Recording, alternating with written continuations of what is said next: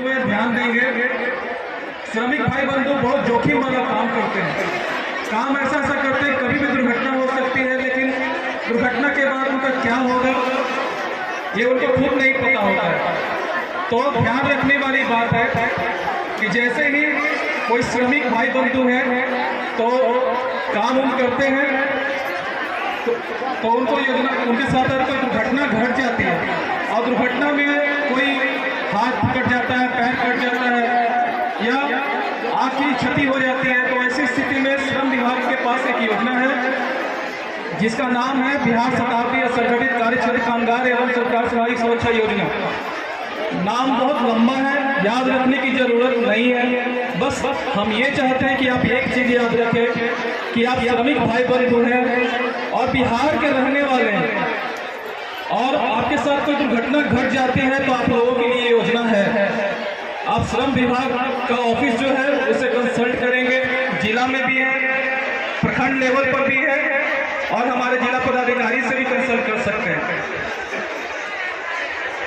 दुर्घटना के कारण अगर मृत्यु हो जाती है तो ऐसी स्थिति में उनके जो आश्रित हैं उनको भी सरकार सुरक्षा प्रदान करती है। सुरक्षा के रूप में अगर स्वाभाविक मृत्यु होती है तो उनके आश्रित को 30,000 रुपये दिए जाते हैं और दुर्घटना मृत्यु होती है तो ऐसी स्थिति में जो मृतक है उसके परिवार वालों को सहायता राशि के रूप में 1 लाख रुपया दिया जाता है।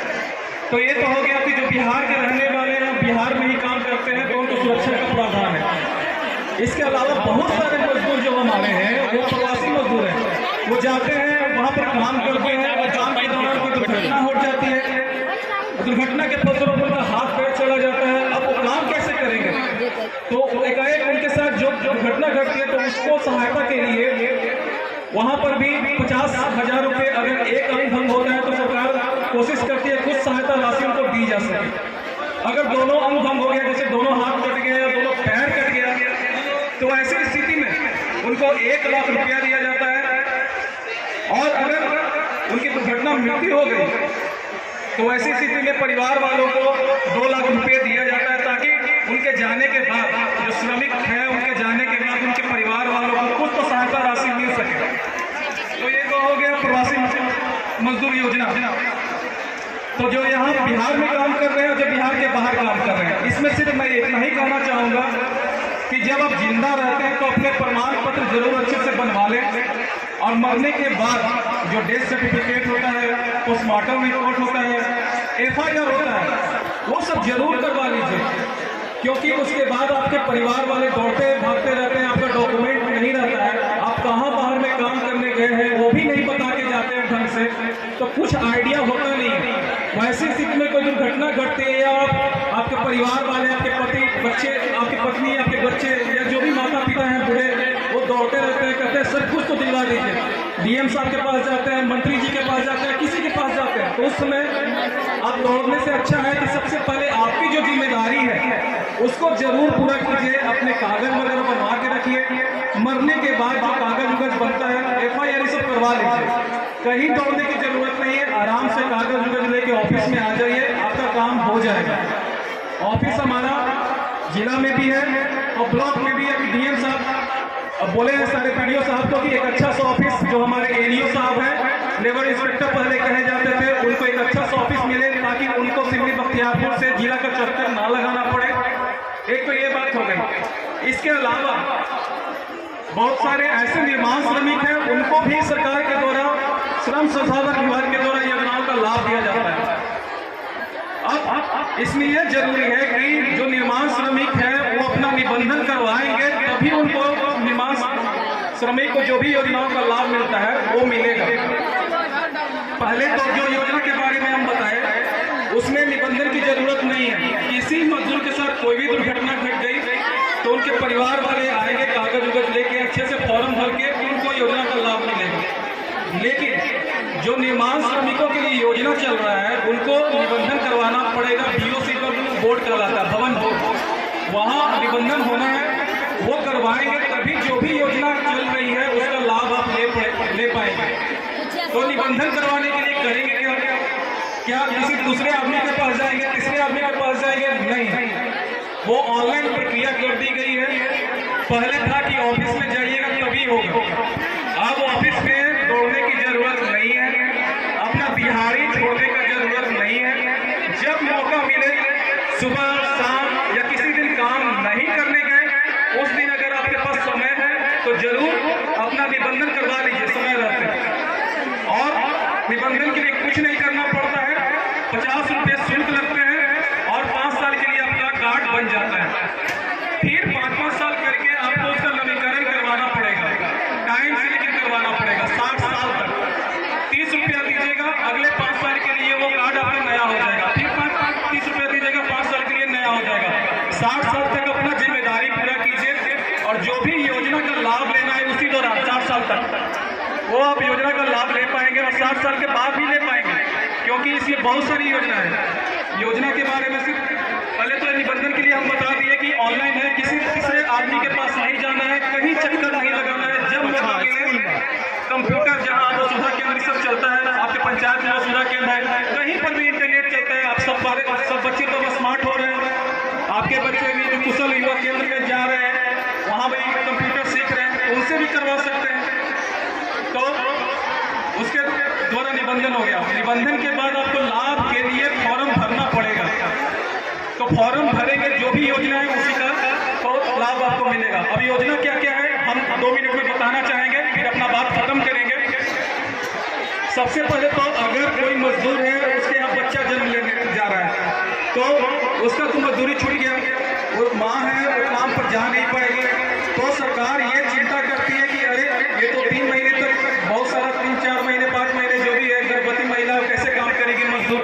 तो 3 महीने का जो भी मजदूरी है, 3 महीने का जो भी मजदूरी हो सरकार देती है कि ठीक है आज की डेट में ये मजदूरी है, 3 महीने का मजदूरी रखिए, घर पर आराम से रहिए और बच्चे को जन्म दीजिए, तो ये सहायता पहुंचाती है। ये मातृत्व लाभ योजना है। तो पुरुष कहेंगे कि सर महिला मजदूर है उसको तो दे दिए, लेकिन पुरुष मजदूर है, हम लोग भी तो अपना बहुत होता है कि हम लोग का भी मजदूरी छूट जाता है घर के कामों में। तो अगर कोई महिला जन्म दी है तो उसके जो पिताजी हैं यानी पुरुष मजदूर है, उसको भी पितृत्व सहायता योजना, पितृत्व लाभ योजना मिलता है, उसमें 6000 रुपये आपको मिलते हैं। अब बच्चा बड़ा हो गया, 10th 12th अच्छा से कर लिया और अच्छा नंबर लाया, 60% लाया, 70% लाया, 80% से ज़्यादा लेते हैं, तो मजदूर का अगर बच्चा है उसका कार्ड बना हुआ है, वो अपना कार्ड को हमेशा नया 60 साल तक किए हुए हैं, तो फॉर्म भरेगा तो उसको पैसा मिलेगा। 60% से ज़्यादा लाया तो उसको 10,000 मिल जाएगा, 70% से ज़्यादा लाया तो 15,000 मिल जाएगा, 80% से ज़्यादा लेते हैं, बहुत सारे मजदूर के बच्चे ला रहे हैं तो उसको 25,000 रुपया मिल जाएगा। तो ये करना है। इसके बाद मानते हैं कोई बच्चा बहुत अच्छा कर गया और एम्स में पास कर गया, मजदूर का बच्चा IIT में पास कर गया या कोई भी बड़ा संस्थान है उसमें पास कर गया, तो कहेगा कि मजदूर है हम सब कहाँ से पढ़ाएंगे, तो सरकार उसके लिए भी व्यवस्था किया है। और ट्यूशन फीस जो भी लगेगा IIT एम्स में पढ़ने के लिए वो सरकार देगी, आप अप्लाई करेंगे आपको पैसा मिलेगा। उसी प्रकार से इंजीनियरिंग BTech इस सब के लिए नामांकन हो गया सरकारी संस्थान में तो 20,000 रुपये सरकार देगी, IITI में हो गया तो 5,000 देगी, डिप्लोमा में हो गया 10,000 मिलेगा। तो इस प्रकार से पढ़ने के लिए भी सरकार शिक्षा सहायता योजनाओं के अंतर्गत आपको मजदूर का जो बच्चा है, ये निर्माण श्रमिक जो बच्चा है, निर्माण श्रमिकों के बच्चों को मिलता है। इसी प्रकार से शादी करने के लिए अगर कोई लड़की है उसकी शादी की गई है निर्माण श्रमिक के द्वारा, तो फिर उसके लिए 50,000 रुपया विवाह सहायता योजना के तहत मिलता है। 2 बच्चों के लिए मिल सकता है, 2 लड़कियों के लिए मिल सकता है, या जो निर्माण श्रमिक है महिला है अपनी शादी भी की है तो भी उसको 50,000 रुपया मिलेगा। अब जो सबसे इम्पोर्टेंट चीज़ हम बताने जा रहे हैं कि मजदूर बोला कि ये सब तो ठीक है सर, लेकिन हमारे साथ जो घटना घट गया, हम निर्माण श्रमिक है, 4था तल्ला पर काम करते हैं, कहीं गिर जाएंगे और हमारे साथ कोई दुर्घटना घट गई, हाथ पैर टूट गया, कट गया या क्षति हो गया उसका, तो हमको तक कुछ लाभ है क्या श्रम संसाधन विभाग से? तो ऐसी स्थिति में भी है आपको 50,000 रुपया, अगर एक भंग होता है, एक अनुभंग होता है तो 50,000 मिलेगा, 2 अनुभंग होता है अस्थायी रूप से तो ऐसी स्थिति में आपको 75,000 रुपया है। और अगर दुर्घटना मृत्यु हो जाती है वैसी स्थिति में आपदा विभाग से पैसा नहीं मिला है आपको, तो ऐसी स्थिति में 4 लाख रुपया आपको परिवार स्वाभाविक मृत्यु, रात में सोए सुबह में मर गया कोई निर्माण श्रमिक, तो ऐसी स्थिति में भी 2 लाख रुपया मिलेगा। तो ये ध्यान रखना है कि दुर्घटना में अगर अपंग हो गए तब भी पैसा मिलेगा, मृत्यु हो गया तब भी आपके परिवार वालों के लिए राहत है, सरकार के पास आपको सहायता देने के लिए राशि है।